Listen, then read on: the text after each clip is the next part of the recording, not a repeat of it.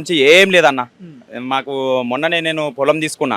అంతకుముందు కేసీఆర్ హయాంలో పడేది రైతు బంధు. ఒక్కసారి ఏమో పడ్డది అంతే. ఇప్పటి వరకు రైతు బంధే లేదు. Interviews, podcast, political ads, business ads, social media marketing, digital promotions. Contact KRTV 9281041008. Mail ID krtv.md@gmail.com.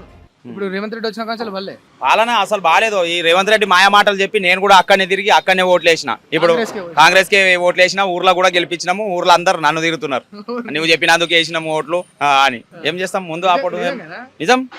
మా అన్న కూడా ఎక్స్ సర్పంచ్ ముందు కాంగ్రెస్. మాతో కూడా మా ఊరు పేరు అంతారం విలేజ్.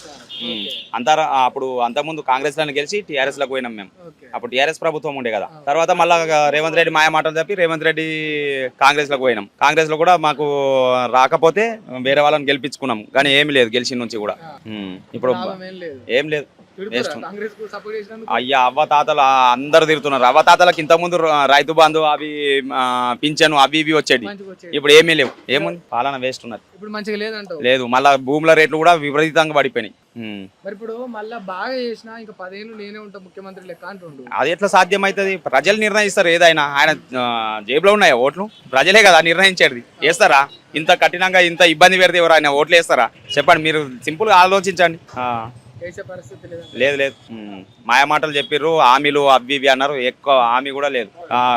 ప్రతి మహిళకు 2000 నారా అన్నాడు. ఏడికి వెళ్ళిస్తాడు అసలు? ఇంతవరకు సప్పుడే లేదు. అది కేసీఆర్ చేసిన అప్పులే కారణం అని అంటుండు కదా అన్న. దానికి ఏమంటారు మరి? కేసీఆర్ అప్పులు చేసిండు కానీ అప్పులు కుదబెట్టుకున్నాడు. అన్ని డెవలప్మెంట్ ఎట్లా ఉంది ఇప్పుడు? హైటెక్ సిటీ కానీ, ఇప్పుడు లింగంపల్లి కానీ, బాలనార్, ఇంత ముందు బాలనార్ ఫ్లైఓవర్ విపరీతంగా రద్దీ ఉండేది. ఫ్లైఓవర్ వేసి నుంచి చాలా బాగా అయింది. ఇప్పుడు రాకపోకలకు ఇబ్బంది లేదు. అట్లా అభివృద్ధి చేసిండు కదా. ఐటీ కూడా మనది ఎక్కడో ఉండే, ఎక్కడ తీసుకొచ్చింది కేటీఆర్?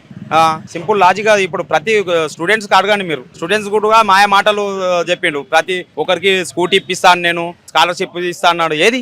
ఏమీ లేదు. గెలిచి 2-3 years అవుతుంది దాదాపు. లేదు. అంత పిచ్చోళ్ళు కాదు ఓట్లు వేసేవాళ్ళు ఎవరైనా. లేదు. ఖచ్చితంగా కష్టం, చాలా కష్టం. ఇంకేం కేసీఆరే 100% కేసీఆర్ సీఎం అవుతాడు. చూడు. BRS వస్తుంది పక్క 100% BRS వస్తుంది. ఇప్పుడు పబ్లిక్ కూడా మాయ మాటలు చెప్తే నమ్మే వాళ్ళు ఎవరు లేరు. మరి అప్పుడు కాంగ్రెస్ కు ఓట్లు ఏమని తిరిగినా ఇప్పుడు ఎందుకు తిరిగామ్మా?